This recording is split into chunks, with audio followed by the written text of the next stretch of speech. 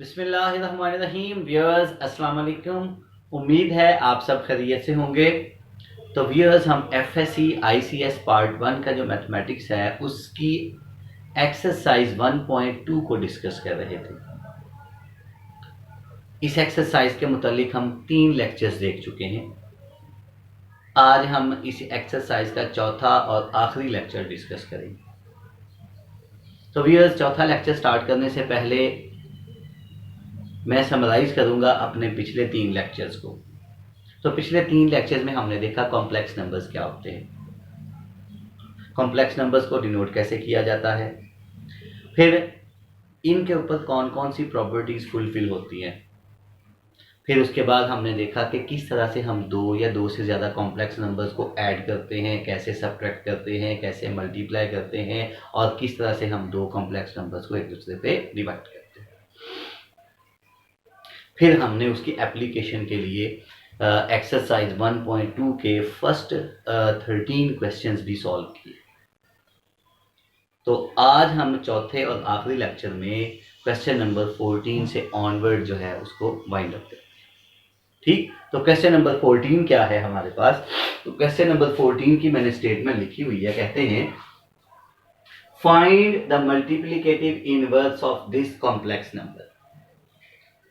तो इस क्वेश्चन में हमें पता चलेगा कि मल्टीप्लिकेटिव इनवर्स रियल में और यहाँ पे क्या फर्क है, आया कोई फर्क है भी या नहीं। सही, तो फिर हम यहाँ पे हमें ये पता चलेगा कि रियल नंबर का मल्टीप्लिकेटिव इनवर्स लेना और कॉम्प्लेक्स नंबर का मल्टीप्लिकेटिव इनवर्स लेना असल में बात एक ही, ठीक, प्रोसेस सेम है। तो देखिएगा यहाँ पे क्योंकि कॉम्प्लेक्स नंबर 2 पार्ट्स होते हैं, हमें थोड़ा सिंप्लीफाई करना पड़ जाएगा, वहाँ सिंप्लीफाई नहीं करना पड़ता। वहाँ पे क्या था, किसी रियल नंबर का अगर मल्टीप्लिकेटिव इनवर्स लेना होता था उसकी पावर का साइन चेंज करते थे। यहाँ भी यही है, लेकिन जब यहाँ पावर का साइन चेंज करेंगे तो डिनोमिनेटर में कॉम्प्लेक्स नंबर आ जाएगा। और हमने पिछली वीडियो में अभी देखा कि अगर डिनोमिनेटर में कॉम्प्लेक्स नंबर आ जाए तो डिनोमिनेटर में हम कॉम्प्लेक्स को रियल में कन्वर्ट करते हैं। यही काम हमने सिर्फ यहाँ पे करना है। मतलब इसका मल्टीप्लिकेटिव इनवर्स इनफैक्ट इसी की पावर -1 होगी। पावर -1 का मतलब है 1 over the number. Mean to say यहाँ पे अगर मैं ये लिख लूँ सोल्यूशन में, solution multiplicative inverse of this one, मतलब square root of 2 comma minus square root of 5 क्या होगा भला? 1 over square root of 2 minus square root of 5। अब देखिए डिनोमिनेटर में चला गया कॉम्प्लेक्स नंबर, ठीक। तो इसको सिंप्लीफाई करने के लिए, यानी डिनोमिनेटर में कॉम्प्लेक्स को रियल में कन्वर्ट करने के लिए क्या करेंगे, इसको इसी के कॉन्जुगेट से मल्टीप्लाई और divide. Mean to say square root of 2 comma square root of 5 divided by square root of 2 and square root of 5। अब इसको हमने सिंप्लीफाई करना, ये असल में यही था, लेकिन हमें पता है कि कॉम्प्लेक्स नंबर अगर डिनोमिनेटर में हो तो उसे रियल में कन्वर्ट करना अच्छा होता है। सो 1 को किसी से भी मल्टीप्लाई करें, मल्टीप्लिकेटिव एंट्री है, there will be no change. तो ये आ गया स्क्वायर रूट ऑफ 2 और ये आ गया हमारे पास square root of 5 divided by, देखिएगा ये एक कॉम्प्लेक्स नंबर, ये उसका कॉन्जुगेट। तो इसका रूल हमने पिछले ही लेक्चर में पढ़ा कि रियल का स्क्वायर प्लस इमेजिनरी का स्क्वायर, ठीक। ये हमारे पास बन गया स्क्वायर रूट ऑफ 2 और ये square root of 5 divided by इसका स्क्वायर स्क्वायर रूट से कट हो गया, तो फिर इसका भी कट हो गया। तो हमारे पास बना 2 + 5 और 2 + 5 कितना होता है? 7। वो 7 इसको भी दे देते हैं, इसको भी दे देते हैं। मतलब फाइनल हमारे पास आ गया स्क्वायर रूट ऑफ 2/7 और square root of 5/7। So this is in fact the multiplicative inverse of this one. अगर आप ये साबित करना चाहते हैं वाकई ये इसका मल्टीप्लिकेटिव इनवर्स है, आप इसका इसके साथ प्रोडक्ट ले लें, तो आंसर क्या आना चाहिए? 1। वो डेफिनेटली आएगा, आप चेक कर सकते हैं। सही। सो ये था मल्टीप्लिकेटिव इनवर्स का क्वेश्चन नंबर 14। कितना इजी है, कितना सिंपल है, आप आइडिया लगा सकते हैं। ठीक है, अब हम चलते हैं क्वेश्चन नंबर 15 की तरफ। A bit different from all the previous questions. ध्यान से देखिएगा क्वेश्चन नंबर 15।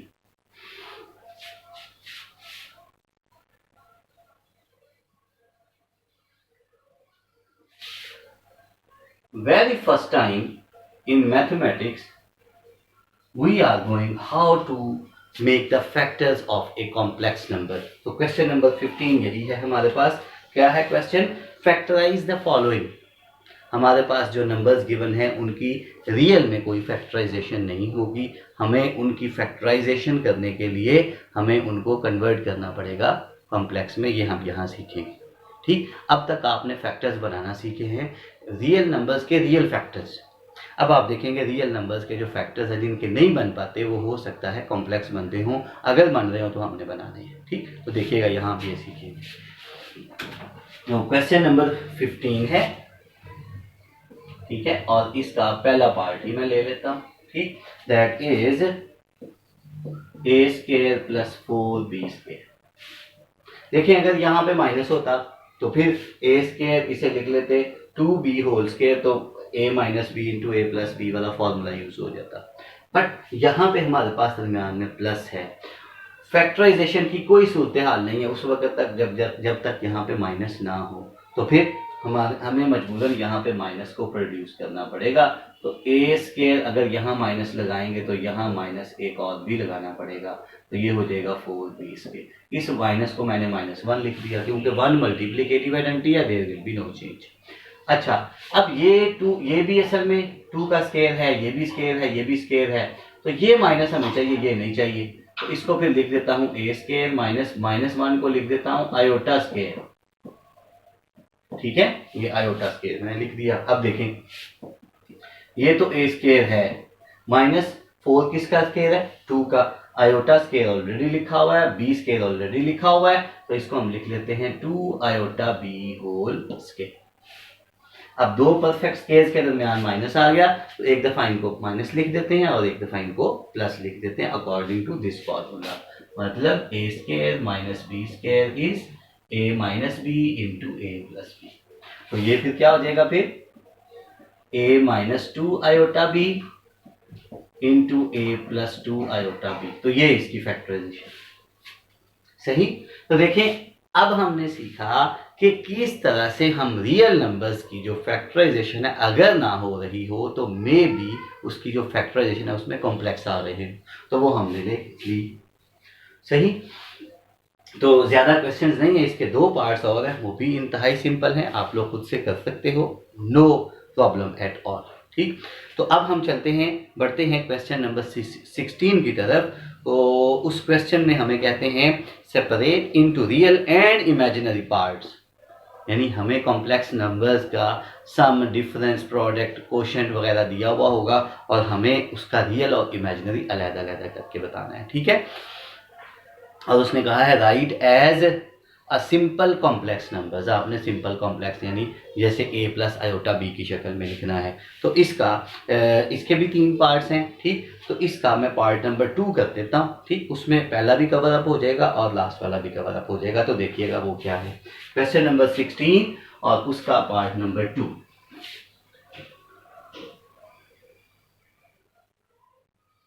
क्वेश्चन नंबर 16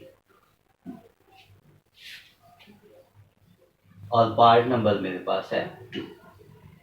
करना क्या है क्वेश्चन नंबर 16 में? करना क्या है? सेपरेट करना है into real and imaginary parts. ठीक है, रियल और इमेजिनरी पार्ट्स में सेपरेट करना है और इसका पार्ट नंबर मैं लेने जा रहा हूं 3। What is that? -2 plus 3 iota और इसका होल स्क्वायर है और ओवर है हमारे पास 1 प्लस आयोटा। अब देखें अगर मैंने रियल और इमेजिनरी अलग-अलग करने हैं तो ये नीचे कॉम्प्लेक्स, ये इसका इशू है, पर उससे पहले ये स्क्वायर भी है। सही। तो सबसे पहले ये मैं स्केयर खत्म करता हूँ, उसके लिए मुझे इसका स्केयर एक्सपेंड करना पड़ेगा। मतलब ये देखिएगा फिर a plus b whole square is a square plus b square plus 2ab divided by 1 plus iota वैसे का वैसा। अब a की जगह पे हमारे पास है -2, b की जगह पे हमारे पास 3 आयोटा और a की जगह पे -2, b की जगह पे 3 आयोटा। सही, फॉर्मूले का यूज हमने किया। अब इसको हम सिंप्लीफाई कर लेते हैं।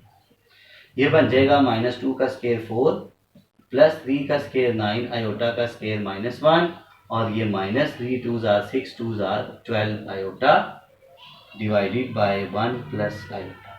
डन। अच्छा, अब ये भी रियल है, ये भी रियल है। 9 इंटू -1 विल बी -9, -9 को जब 4 में ऐड करेंगे तो -5 आ जाएगा। ठीक, तो ये हमारे पास बना -5 -12 iota divided by 1 plus iota. अब ऊपर सिंपलेस्ट फॉर्म में आ गया तो इसे आप इसके कॉन्जुगेट से मल्टीप्लाई और डिवाइड करें। सही, तो फिर ये हमारे पास क्या बन जाएगा, देखिएगा -5 -12 आयोटा इंटू 1 माइनस आयोटा और नीचे हमारे पास 1 plus iota into 1 minus iota. अब ऊपर दो कॉम्प्लेक्स नंबर्स फिर मल्टीप्लाई हो रहे हैं तो यही वाला हम फॉर्मूला यूज कर लेंगे। क्या भला, real into real minus imaginary, minus imaginary into imaginary to take the real part of the complex number and real into imaginary plus imaginary into real to get the imaginary part of the product of the complex number. Done. So फिर यहाँ पे हम लिख लेते हैं real into real minus imaginary into imaginary, फिर और imaginary part के लिए real into imaginary plus imaginary into real. Done.